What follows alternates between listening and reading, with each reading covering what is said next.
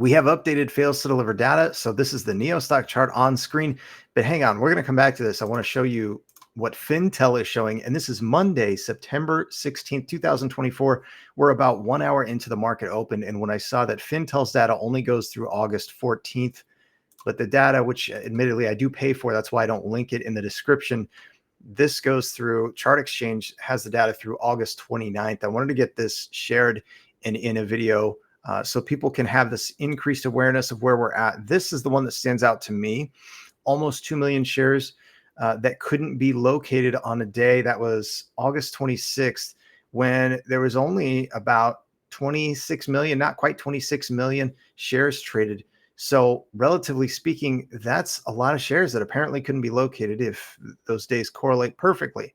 And if we look at the full history of NIO stock, this is what I always kind of keep in mind with this, and it is related to the short term, which is why I've got it on the ticker. I'll remove it once I think we've got clarity with what's happening with NIO stock. But because back in this time frame where the yellow, which represents the stock price for NIO, absolutely shot up, there were two things that stood out.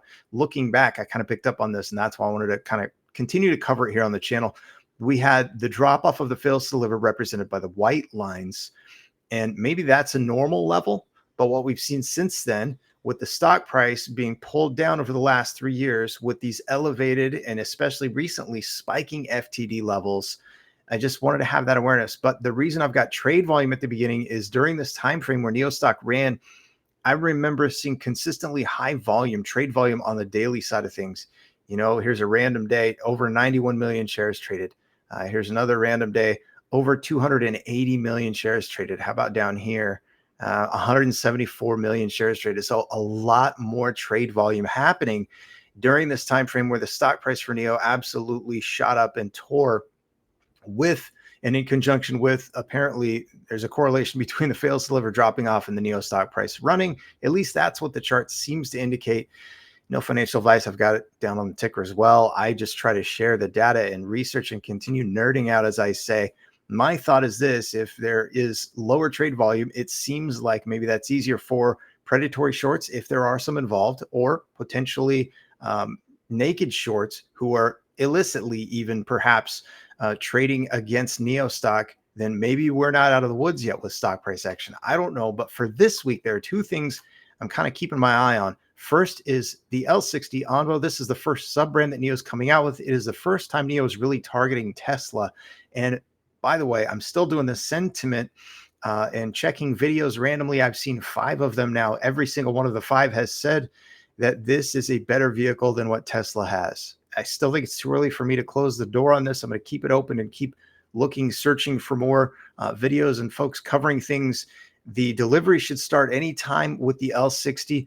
And this is the piece that I'm really curious about, is with battery as a service, there will be some flexibility on the offering price for people who choose that. So what will that price point end up being, and how much more could it perhaps drive demand?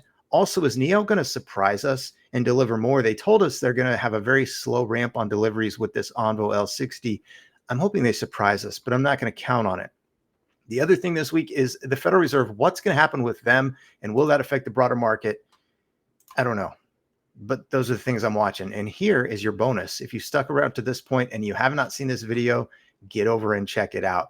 I'm telling you to go to someone else's channel and watch their video rather than like and subscribe to my channel, because this is a great video. I really enjoy his content. Rand now has over 700 subscribers. This is one where he shows drive-through battery swap. This is where NIO, between the vehicle and the power swap station, basically it's a fully autonomous swap all the way through. And you can see him with his hands off the steering wheel there. Yeah, it's a cool video. So if you haven't seen it, check it out. I'll drop a link to that. And the other things that I talked about here in the video, the fails to deliver link that I will drop will be for Fintel, because again, I pay for that data that I get from ChartExchange. So that's why I don't share that except for in the video and that content. I'll be back with more content probably Tuesday.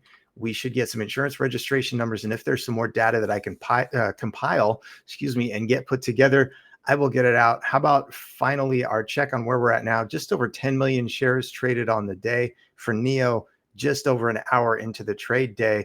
It is negative for the price action on the day. Again, I just want to keep tracking this stuff and watching.